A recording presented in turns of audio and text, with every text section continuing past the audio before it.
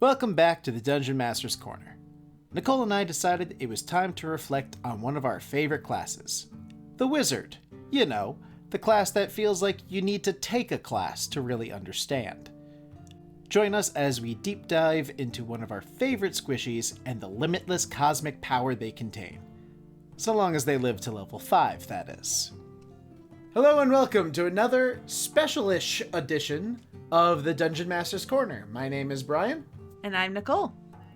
And today, Nicole and I are actually going to discuss specific characters that we have made that the compare and contrast is very fun for us to do. We have both mained at one point or another wizards. Mm-hmm. And it's very entertaining to look at them side by side, so we decided to kind of take a little retrospective of them today. So, Nicole, why don't you introduce your specific wizard? So, my wizard was the desert elf, Mennon Gallinodel, and she was a evocation specialist. She was also my first D&D character in general, so I was still kind of learning. And just ever. So, you know, what better way than to play one of the most complicated classes ever? So, the wizard that I'm currently playing, and I'm actually currently playing him, Mennon, how long has Mennon been retired at this point? Oh gosh, she's been retired like 2 years almost? Almost 3? She's been retired for a little bit, because she reached the end of her campaign. Survived, kind of. Kind of. Pretty sure I killed her twice. Killed me twice, but I was brought back twice. There you go. And where did you finish out? Level 17, actually. 17. So I'm actually currently playing this wizard. His name is Simon Baudron, and he is actually an abjuration wizard. And I actually learned the love of abjuration wizards through JJ when he played his that one time in a one-shot. And I sat there and I went, oh, I need to do this. So Simon is a very special case. Well, for Nicole, her wizard was her first ever character. Simon was something of my Old Man Henderson, if you've ever read that 1D4chan post or listened to the podcast rendition. I built Simon for a very particular reason, in a very particular way. I play every other Thursday or so with a group of people who started playing with the original Red Box. Like, most of them are in their 50s. They are hardcore old-time D&D nerds. Like, they were nerds when they had to hide it in the basement kind of nerds. And the DM in that game, while he is a fantastic writer and he has a lot of great ideas for both characters and stories and for magic items and things like that, he's a little what we call bloodthirsty. Just a little bit. How many characters have you gone through exactly? I think Simon is number 10. He has killed 7 of those, and 2 have retired, and Simon is still alive. This has been over the course of a few years, yes, but how long did you play Mennon? 3 years or so? About 3 years. We played the Prince of the Apocalypse game, and yes, she died twice, but her party brought her back. Yeah, I'm lucky if my characters survive a few months in that game. So Simon, so far, he's lived the longest outside of my dwarf, and that was by design. So we needed a mage, and everyone was like, we need a mage. And I'm like, if you've ever heard the song, Always the First to Die, I'm sitting there going, yeah, I'm going to be the mage, and I'm going to be dead in 30 seconds. If you make a normal squishy mage, which, by the way, what was Mennon's total hit point maximum? It's a little embarrassing to say. At level 17, she maxed out at 76 hit points, which wizards have a D6, but partially through taking just the average and having a +0 to her con, because I honestly didn't know about what the different stats were when I was starting to build her and what standard array. I didn't know. I know now. And we were playing on the internet at that point. We actually lived very far apart. Not as far as now, but... so I didn't get a chance to check her sheet and be like, maybe not a 0. You might not want to do this. Yeah. But I loved making the joke about Mennon is I could hit you with a power word kill at the beginning of combat and just end you. Yes, you could. And that was the fear of when we fought the Lich. I'm just dead. Okay, cool. Awesome.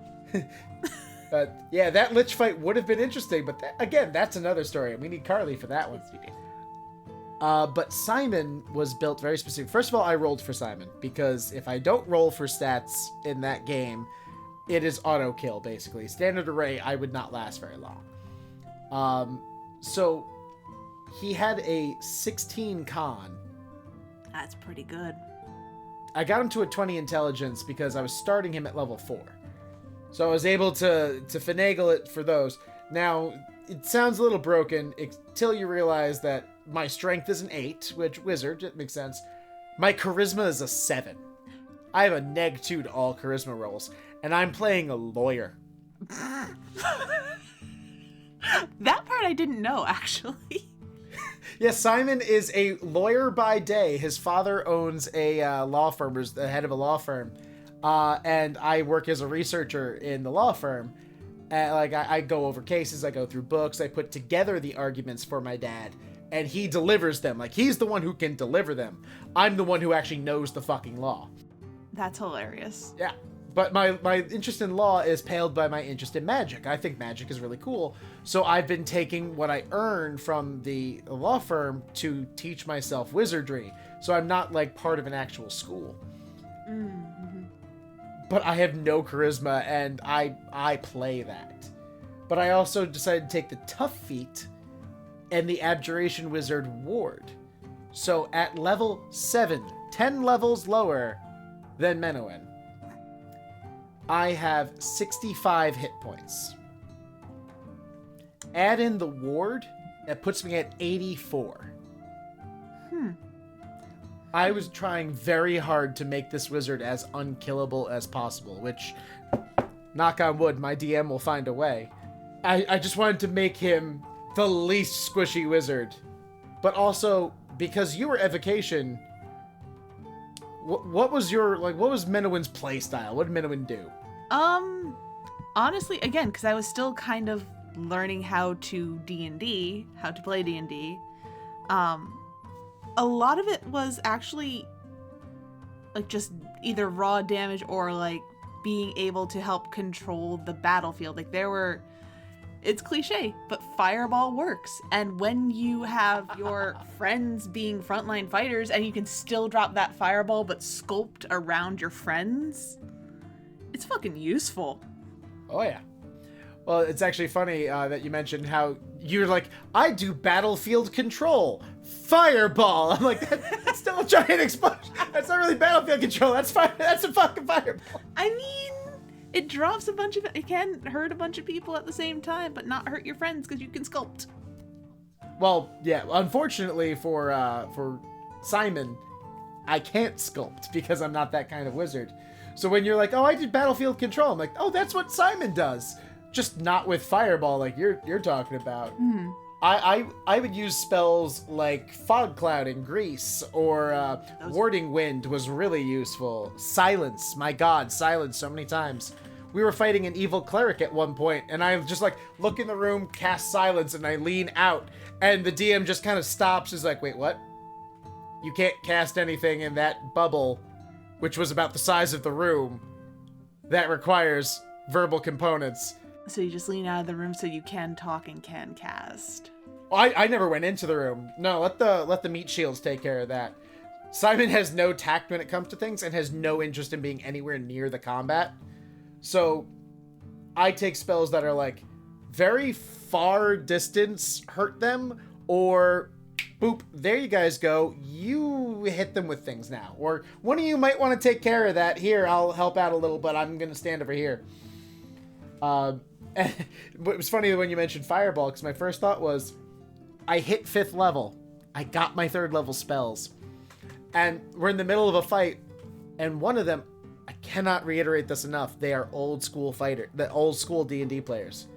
They expected you to take Fireball when you got that level, right? Yeah, they're like, Fireball them! Come on, Simon, Fireball them! I'm like, I don't have that spell. What do you mean you don't have that spell? I took Liamon's Tiny Hut and Counterspell.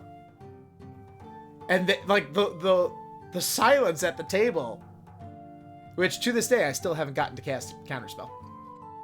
Actually, speaking of spells, I have a question for you. What's been your favorite spell to cast as Simon, like flavor-wise or just utility, anything?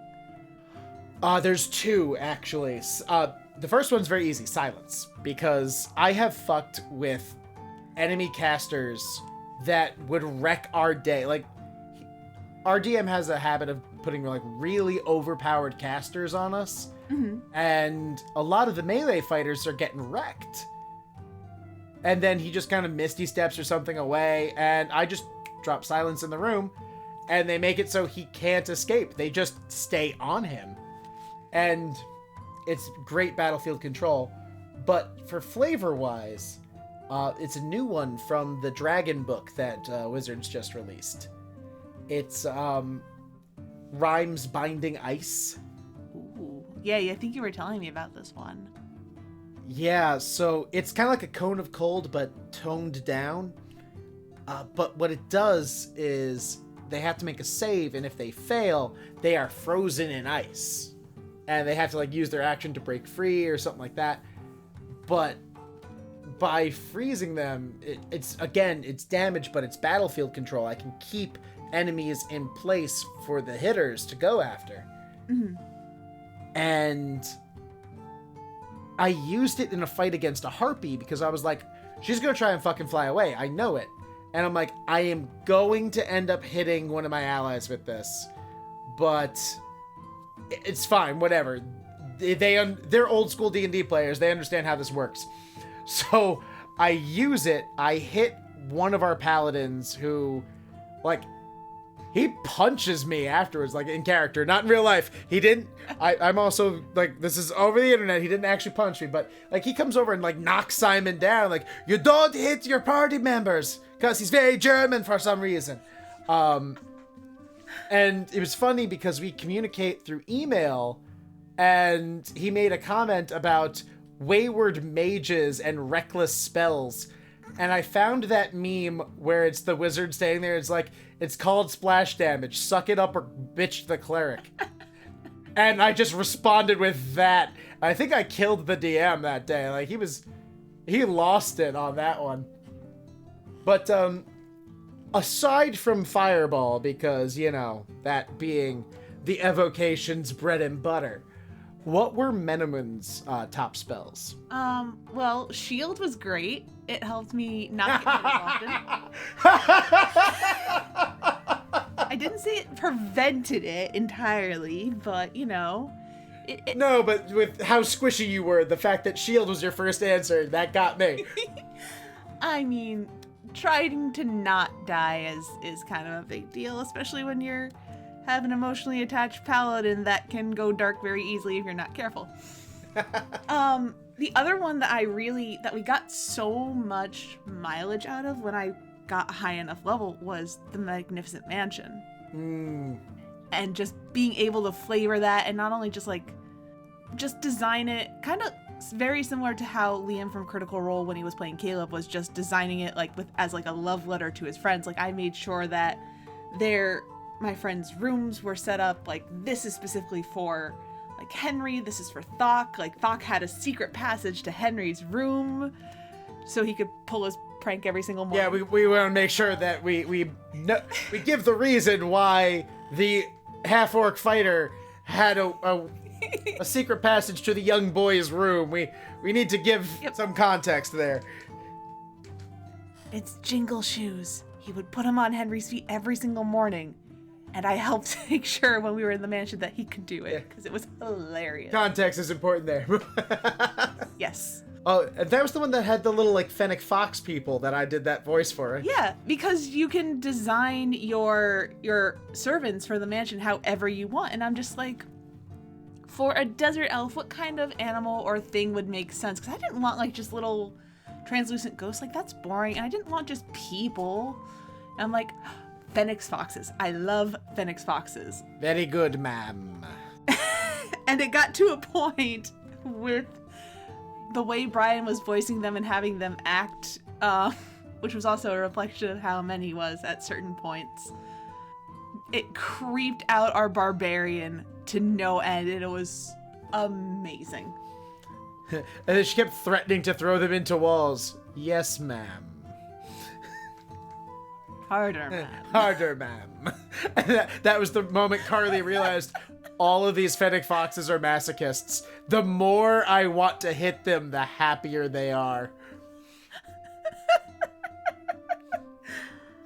So one reason I really wanted to do this episode, as again we're getting close to time here, one reason I really wanted to do this episode is, while Warlock is the class that is closest to my heart, I love Warlocks. They are my absolute favorite class. One thing that I don't always get is the fact that people are like, oh, Warlock is the greatest game of dress up in D&D. And yes, I agree. There's a lot you can do with Warlocks. But with everything that's coming out, because I think both of our wizards are straight out of the player's handbook. They are. You can do so much with a wizard. You really can. Like, I was just looking at, like, the feats I took as Mennon, like, when I was still, again, learning. I'm like, I could have done so much more with you that I didn't do. I mean, you need a fucking Excel spreadsheet to figure out what you're doing, but you're spoiled for choice. So I think Wizard is probably one of the scariest classes for someone to start with, or to ever go into. Like, a lot of people, just because of the quantity of stuff that you need to do and pay attention to. And like you mentioned, Liam from Critical Role, he always had his nose in the player's handbook. He missed things that were going on in the game and have to rewatch stuff, he said, to figure stuff out, because he had to check his spells, and that is a problem. Like, it'd be so nice if Wizards would release, like, a spell compendium. Like, here's every spell. It's just a book with the spells. Here you go. Just all the spells from all of the books in one. Yeah. That would be nice, actually. The problem is they'd have to do it at the end of 5e, so it's all the 5e spells, and then give you... That's true. I had this thing as a kid where you had a binder, and every month they would send you, like, different animals on little, like, pages that unfolded and whatnot, and you had to organize them in the binder. Just sell a binder and have all the spells that you can just, like... Granted, I suppose, the way I'm describing it, print them out yourself and do it yourself, but, I'm lazy. Yeah. Which, the whole point of this is, don't be lazy, play a wizard. They're fun, it's worth it. It really is. And, especially for me, like, just learning, even though it was terrifying, it was a really good way to learn, because I was forced to read, I was forced to pay attention and learn mechanics. You actually had to read the player's handbook, unlike I actually had to someone else in that party. But I believe we love you. But I believe that's a story for another time. Mm-hmm. So thank you for joining us for this semi-special edition of the DM's Corner. I have been Brian. And I've been Nicole. If you'd like to support us, please visit our Patreon at patreon.com/reliably chaotic. We do have Wizard School student loans to pay back after all. You can also drop us a line on Twitter at Reliably Chaotic. We'd love to hear from you. Thank you again, and we can't wait to see you in the next one. Bye! Bye!